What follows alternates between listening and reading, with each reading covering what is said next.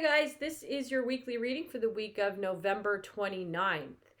On November 29th, there is a full moon lunar eclipse in Gemini.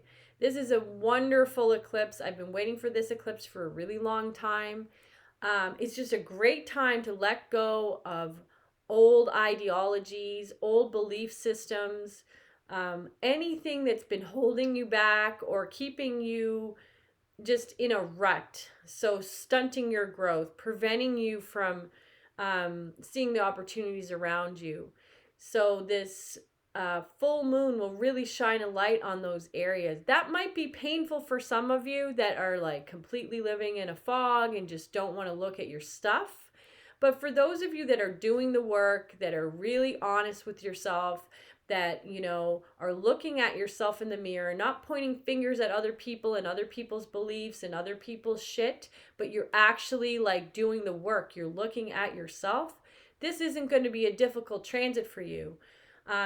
Just be really, really brutally honest with yourself. It's a time for you to go deeper and to dig out what needs to go, to bring and make room for new things to come in your life. So let's get started with our weekly reading. So we'll ask the guides to surround us with divine light and love in all directions of time and space. And I'll just ask that this reading be for the highest good of everyone that tunes in and watches this video. So this is for the beginning of the week, November 29th, the week of November 29th, week of November 29th. Beginning of the week, middle of the week, and end of the week.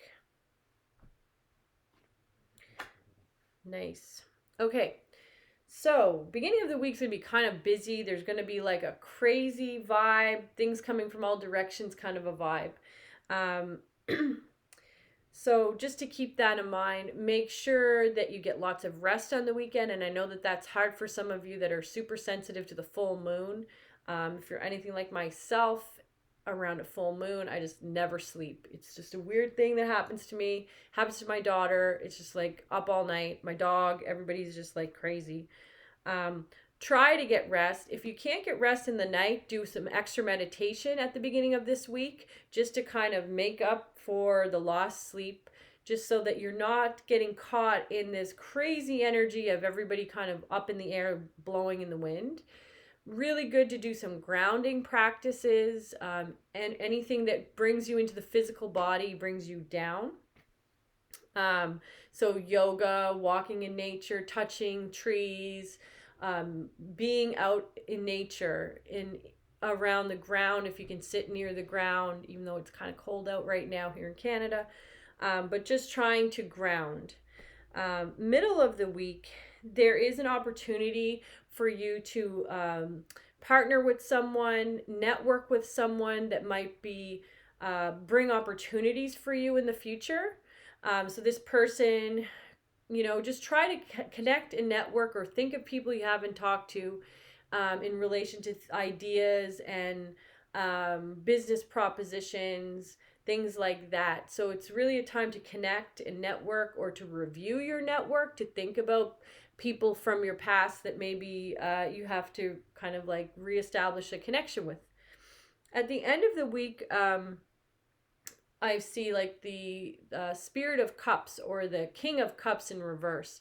So at this time, what they're asking you to do is, if there's anyone in your life, particularly an older man or someone that's kind of more mature, maybe it's your boss, maybe it's your dad, maybe it's your grandfather, just check in with that person, see if they're okay, see if that they might need support right now a little bit more than usual.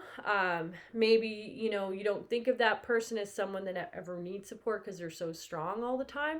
But what the guides are asking you to do is to actually check in with your older men in your life, or people that, your protectors, your those people that you can trust, that are kind-hearted, and might be a water sign. It could be a Scorpio, Pisces, or Cancer. So it could be a mother, especially if that mother was like a father to you, like play both roles, both mother and father, like a single parent household. just check in with them at the end of the week just to make sure that they're okay. The other message that's coming through really strong for this week coming up is, there will be a tendency for your mind, especially around the full moon lunar eclipse. Your mind will go into a place that's kind of focusing on the wrong things, like things like loss, disappointment. You might go in that direction where you really aren't going to use the opportunity of the full moon to let go of old things. You kind of go into like a pity party for yourself. So what the guides are asking you to do in this case, if this starts to happen to you at the beginning of next week, because that will kind of spiral you downward, is to, really practice discernment. Like, so cutting out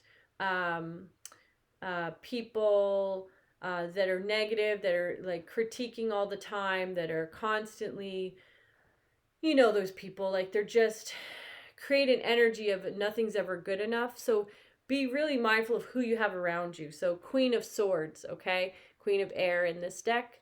Cut out what doesn't work, people that don't work, beliefs that aren't working, even stuff that's just cluttering up your life.